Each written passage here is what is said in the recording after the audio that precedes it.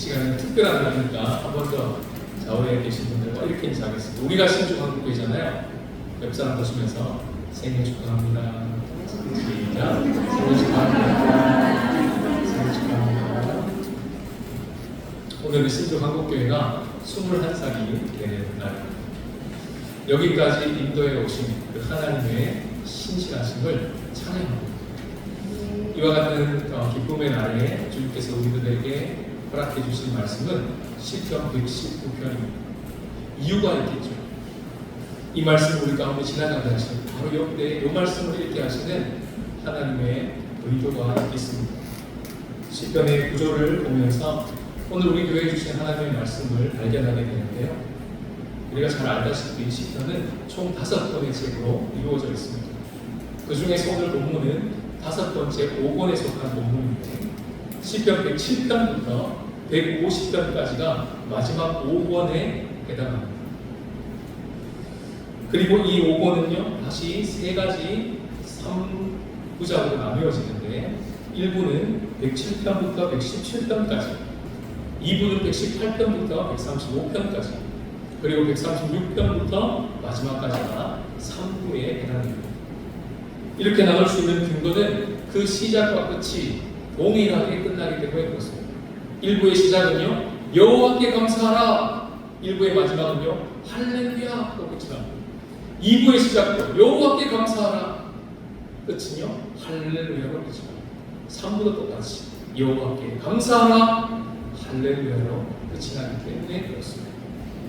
감사로 시작해서 찬양으로 마치는 이런 놀라운 흐름이 3번이나 반복되고 있는 것이죠. 이것은 시편 5번째 책 5권의 전체적인 분위기입니다.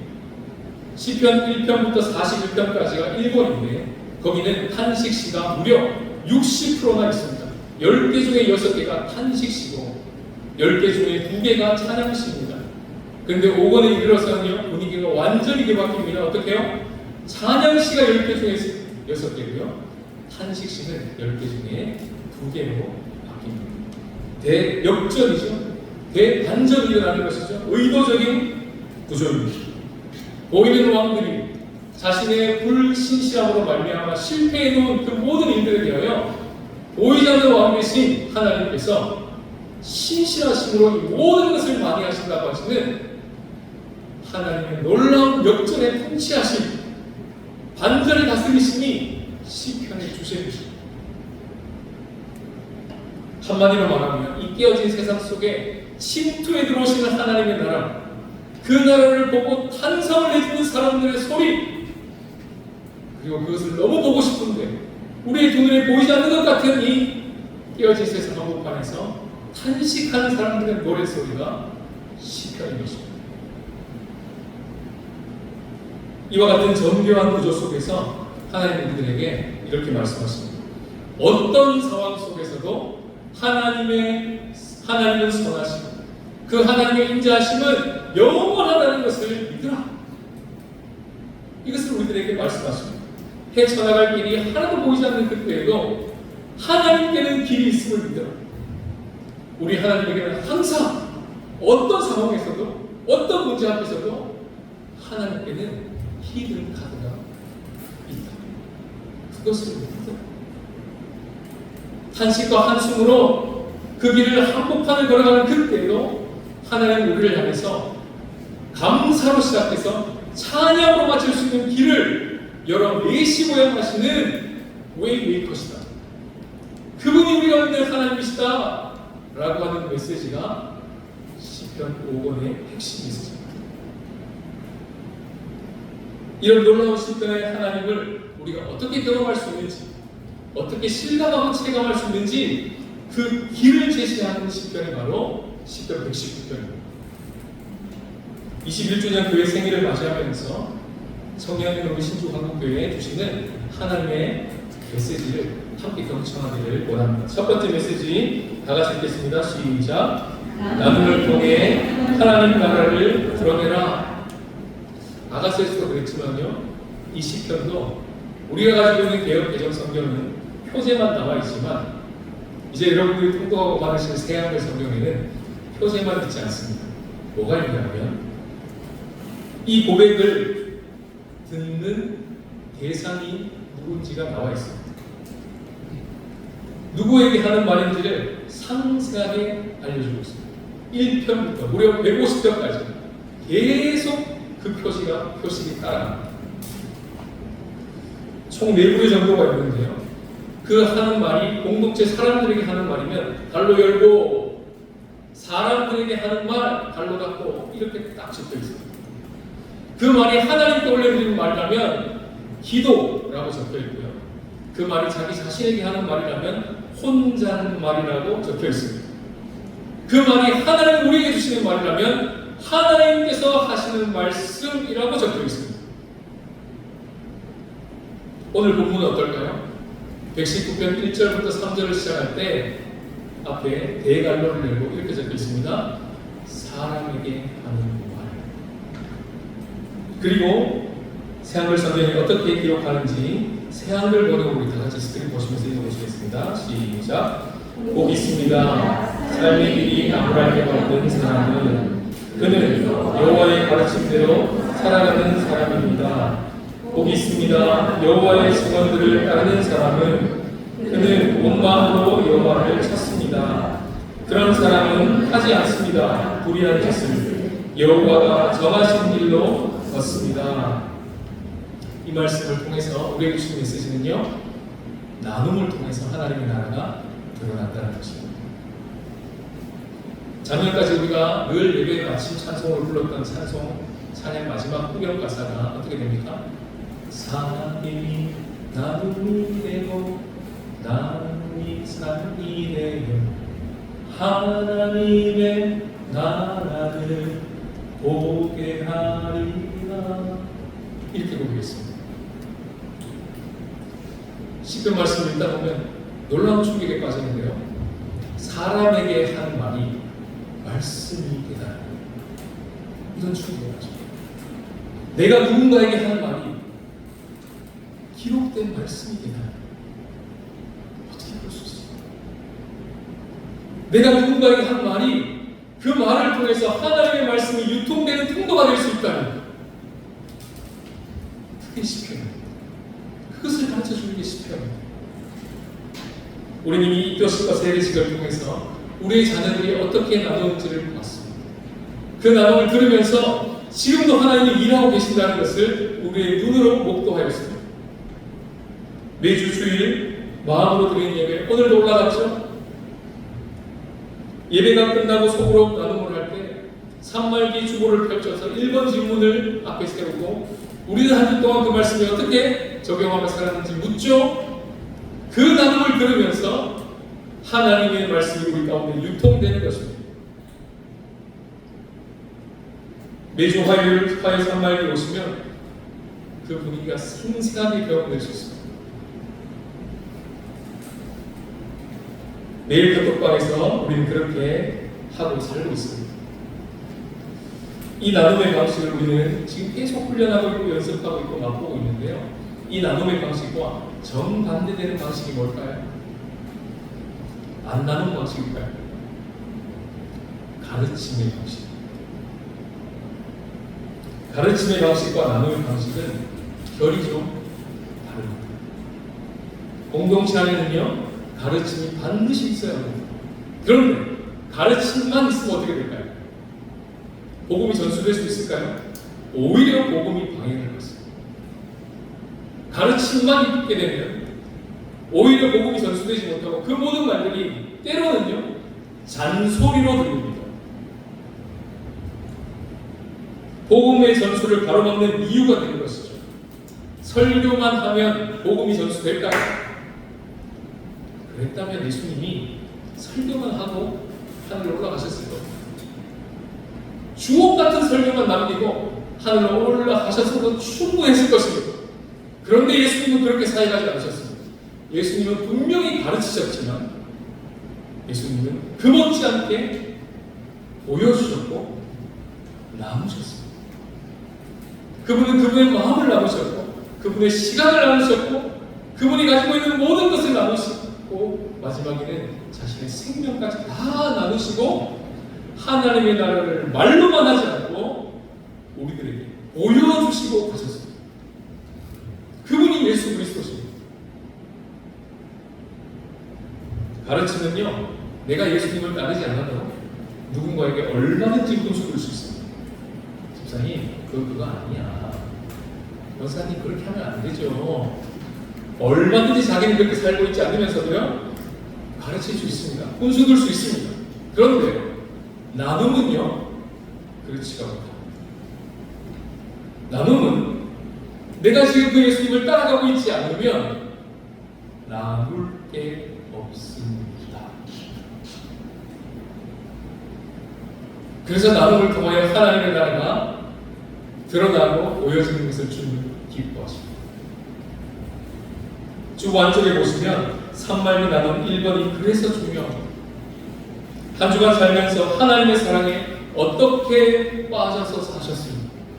한 주간 사시면서 그 하나님의 사랑에 빠짐으로 말미암아 작게라도 나의 삶 가운데 그 사랑의 열매가 자라나는 것이 있다면 그 소중한 이야기를 우리에게 좀 들려주십시오.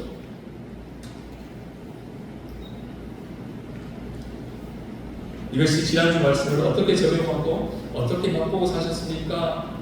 그것을 도와드리는 돕는 질문입니다.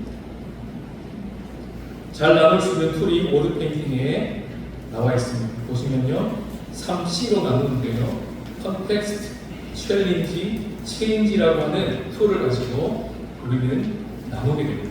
이미 여러분들이 그렇게 나누고 계십니다.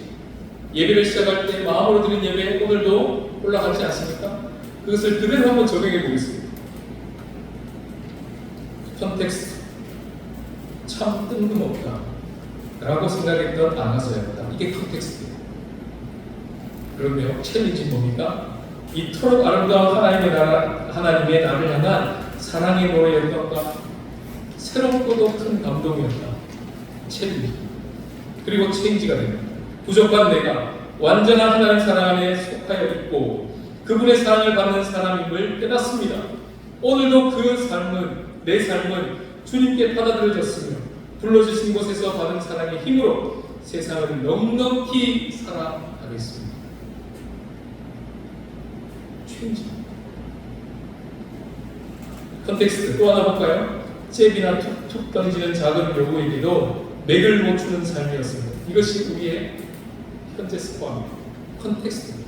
거기 하나님의 말씀이 챌린지 떨어집니다. 어떻게 해요? 신랑된 그리스도께서 신부된 신주교회에게 이제 일어나 함께 가자고 하십니다. 챌린지가 들어옵니다. 체인지. 이제는 하나님의 주권적인 사랑에 반응하여 일어나서 주님과 연합하고 함께 길을 떠날 때입니다.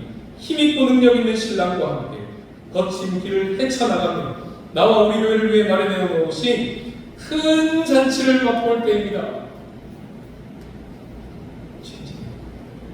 이미 이렇게 나누고도 계시는 거예요. 이것이 바로 사랑에게 하는 말 119편 제일 앞에 놓여져 있는 그 글귀, 신주 한국교회가 쓰내려가고 있는 시편 119편 1절에서 3절.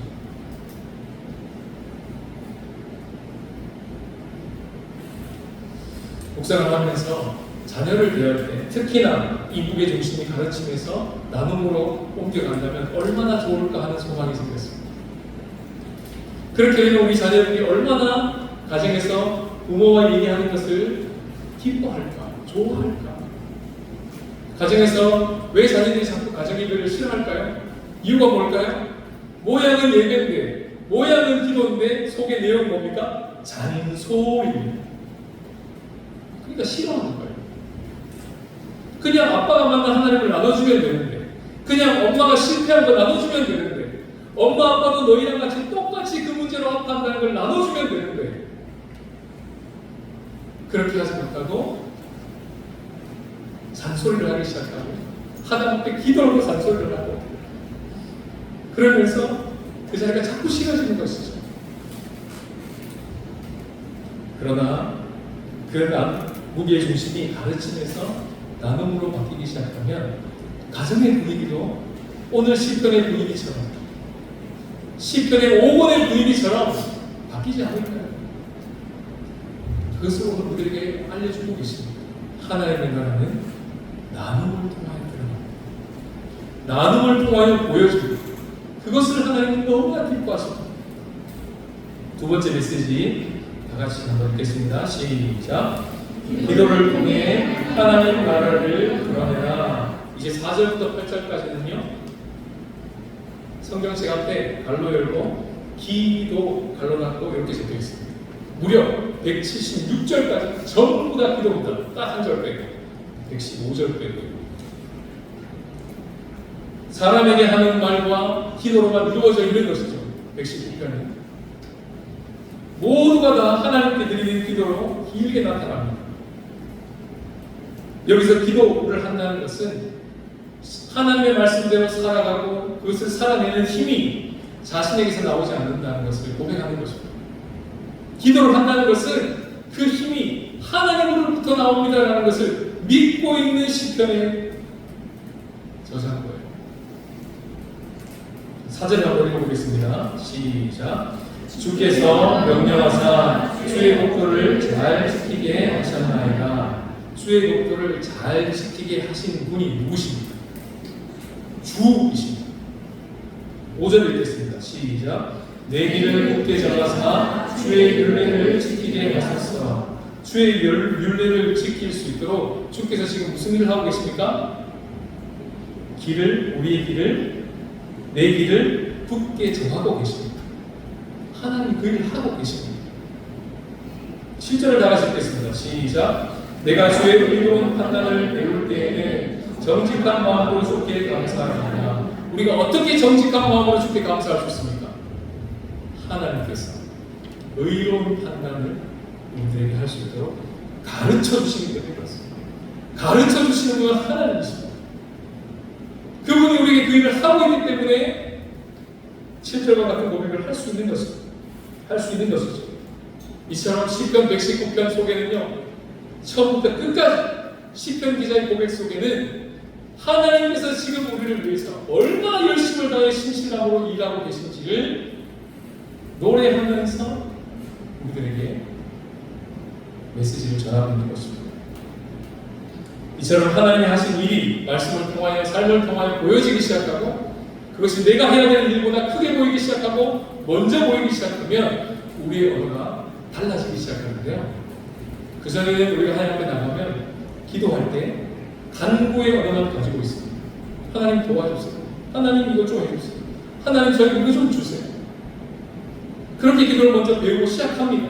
그러나 기도에 들어가서 우리의 시선이 어디로 들립니까? 기도 응답을 주목하고 들어갔는데 그 너머에 우리의 기도를 받으시는 기도의 대상이 크게 보이기 시작합니다. 그럼 어떤 언어가 툭 하고 들어올까요? 고백의 언어가 나옵니다. 4절을 보셔요. 4절을 다시 보시면 주께서 명령하사 주의 목도를 잘 지키게 하옵소서 이렇게 기도했습니까? 그렇지 않습니다. 잘 지키게 하셨나이다 고백하고 있습니다. 5절은 간구의 언어입니다. 주의 율례를 지키게 하옵소서. 6절과 7절은 고백의 언어입니다. 함께 읽어볼까요? 시작. 내가 주의 모든 계명에 주의할 때에는 부끄럽지 아니하리이다. 내가 주의 의로운 판단을 배울 때에는 정직한 마음으로 주께 감사하리이다. 8절은요, 고백과 간구의 언어가 함께 나오는 구절입니다. 내가 주의 율례를 지켜오리니 고백했죠. 나를 아주 버리지 마옵소서 간구합니다. 이주문을 쓰고 있는 거예요. 고백의 언어도 가지고 있고 간구의 언어도 가지고 있습니다. 이 두 가지를 동시에 구사하는 기도자가 옆에 있는 자는 복입니다. 그런 기도를 듣는 자는 조만간 그런 기도를 하게 될 것입니다. 기도는 기도를 통해 배우기 때문에 그렇습니다. 그 기도를 가장 잘하시는 분이 누구십니까? 예수 그리스도십니다. 기도를 통하여 하나님의 나라를 드러내신 분이시죠. 시편은 이와 같이 고백과 간구의 언어들로 가득 차 있습니다. 시편을 소리내는 읽기만 해도 우리의 기도 생활이 풍성해지는 이유가 그 때문입니다. 예수님도 평상시에는요 시편을 즐겨 암송하셨습니다. 그래서 공생애 동안에 이사야 다음으로 시편을 가장 많이 인용하셨습니다. 급기야 십자가에 지시고 올라가셨을 때 그 가상 실험 중에 시편을 암송하여 외치시면서 그렇게 십자가 위에서 소리치셨습니다. 성경 제목 외치신 게 아닙니다. 암송하고 계셨던 거예요.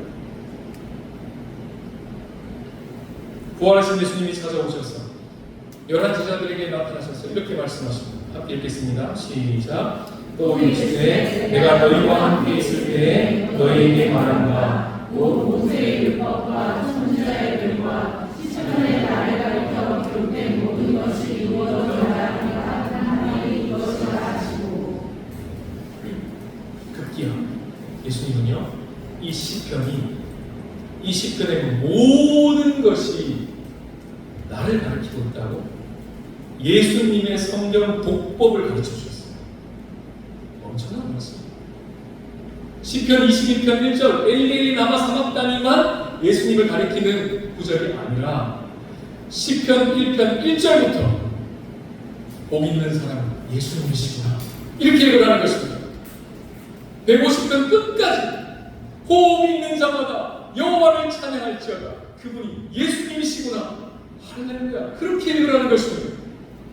처음부터 끝까지 예수님을 가리키고 있다고 예수님이 가르쳐 주셨습니다. 실패한 인간은 그 인간이 스스로 왕이 되어 실패해놓았던 그 모든 현장에 진짜 왕 중의 왕이신 예수 그리스도가 와서 어떻게 만회하시는지를 보는 책 시편. 그래서 오늘 본문 1절을 다시 읽어봅시다. 복이 있습니다. 삶의 길이 나무랄 데 없는 사람 누구십니까? 예수 그리스도십니다. 2절입니다. 복이 있습니다. 여호와의 증언들을 따르는 사람 누구십니까? 예수님이십니다. 그리고 그 예수님을 따라가는 우리들일 것입니다.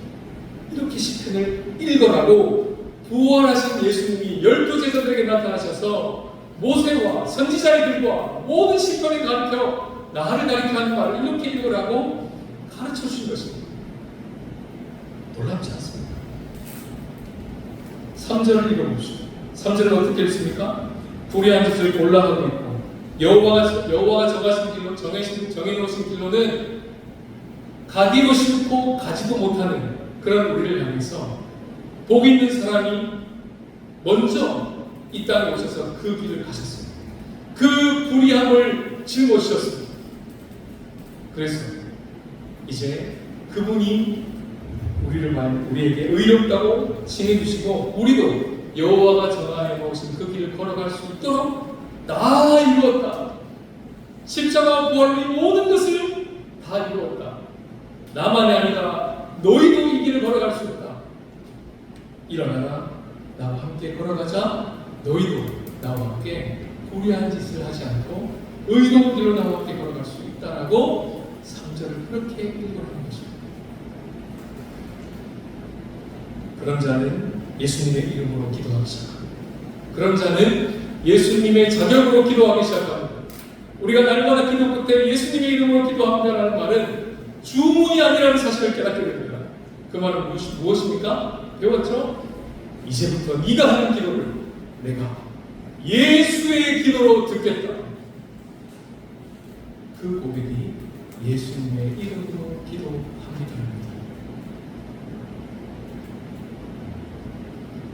예수님이 시편을 통하여 그렇게 기도하신 거죠. 그렇게 믿음의 기도를 하게 되면요, 우리의 영적 기상도가 완전히 달라집니다. 영적 고도가 점점 높아지기 시작하고 우리의 시야가 요 앞에만 보이다가 고도가 높아지면 저기가 보입니다. 그러면 내 문제가 딱 떨어져 있는 내 눈앞에 보이는 문제도 보이지만 저기 뒤에도 보입니다. 그래서 그 문제를 돌파할 수 있게 됩니다. 이 문제를 하나님은 어떻게 또 건강하게 하실까?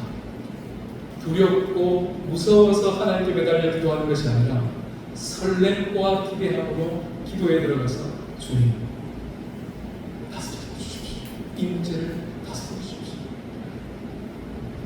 이렇게 기도하기 시작하는 것입니다. 기도를 통해 하나님의 나라가 드러나는 것을 발견하게 되는 것이죠. 이런 기도를 드릴 때 우리의 영혼이 먼저 듣고 반응하게 되고, 이런 기도를 드릴 때 내 가까이 있는 가족들이 반응하기 시작하고, 내 영혼이 반응하기 시작하고, 우리의 성도들이 반응하기 시작합니다. 처음에는 이게 기도로 사역하는 것이 아니라 하나님의 나라는 사역을 통하여 드러난다고 생각했었습니다. 저도 그렇게 생각했었습니다. 그래서 기도는요, 사역이 되게 하게끔 하는 도구로만 썼습니다. 그래서 항상 사역이 있어야, 일이 있어야, 문제가 있어야, 소원이 있어야만 기도에 시동이 걸렸습니다. 사역이 없으면 기도도 쉽니다. 문제가 없으면, 소원이 없으면 기도도 쉽니다. 그랬던 우리였습니다. 그런데 믿음의 눈을 들어 예수님이 시편으로 어떻게 기도하시는지를 깨닫고 난 후부터 기도가 최고의 사역이라는 것을 깨닫기 시작한 것입니다.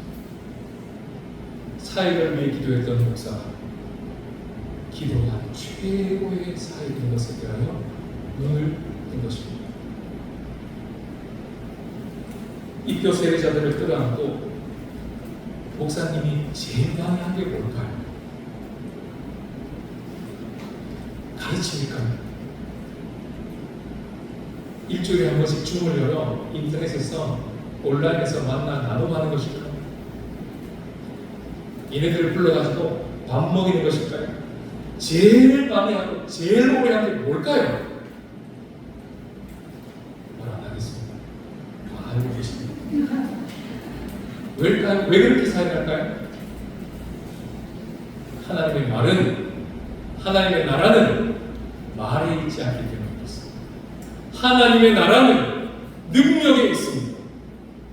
사람이 일하면 사람이 일할 뿐이지만 사람이 기도하면 하나님이 일하십니다. 이것을 믿기 때문에 포크레인을 옆에 두고 삽질하지 않습니다.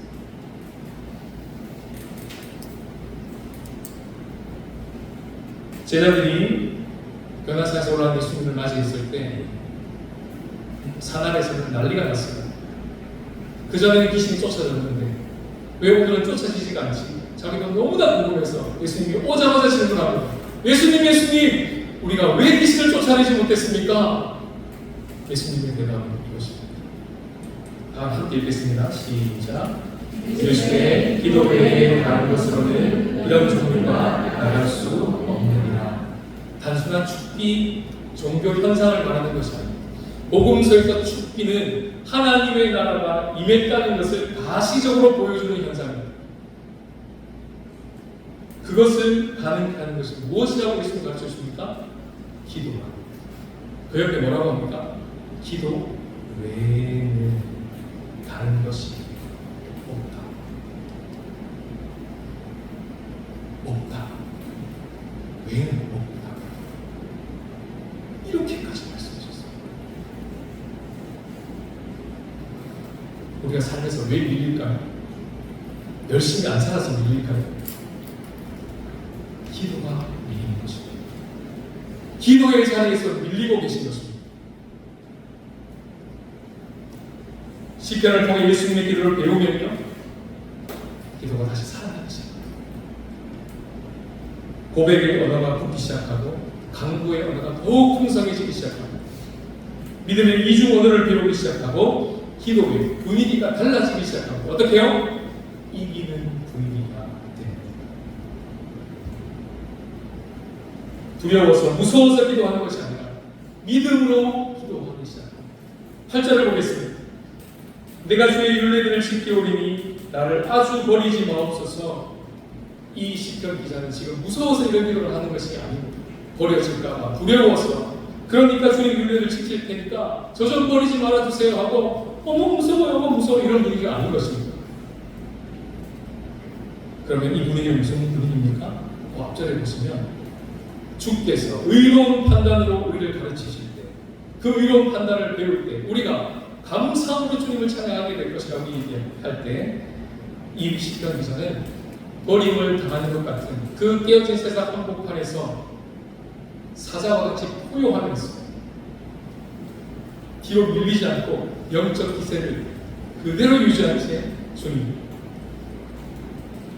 저를 버리지 말아주십시오. 저는 지금 주님이 가신 그 길에 서서 밀릴 것 같은 그 현장 가운데 두 발을 딛고 서 있습니다. 주님 좀 하나님 이 놀라운 승리를 주십시오. 그런 마음을 가지고 합절처럼 기도하는 거죠. 전혀 다른 분위기죠. 사자가 포효하듯이 팔절을 외치고 있는 것입니다. 가르침과 사역을 통해서 하나님의 나라가 드러날 것이라고 많이 생각했습니다. 그러나 오늘 본문 시편 118편을 통해서 하나님들에게 그렇지 않다. 그것은 반드시 있지만 무게중심을 이제 옮겨야 합니다. 어디로요? 나눔과 기도를 통하여 하나님의 나라를 드러날 것이다. 그럼 어떤 일이 벌어질까요? 놀라운 사실을 깨닫게 됩니다. 가르침과 사역이라고 했다면 그 문턱이 너무 높아 나는 하나님 나라 구경꾼밖에 못하겠네요. 언제나 저는 평신도이겠습니다. 라고 생각했던 우리들이 그 하나님의 나라가 드러나는 방법이 나눔과 기도라면 저도 할 수 있습니다. 저도 그 하나님 나라의 참여자가 될 수 있을 것 같습니다. 저도 그 나누는 자, 그 기도자 되고 싶습니다. 저도 이제 자립해서 걸어가고 뛰어가는 21살짜리 신주한국교회가 될 수 있을 것 같은데요. 라고 깨닫기 시작하죠. 그리고 그것은 정말 그렇습니다.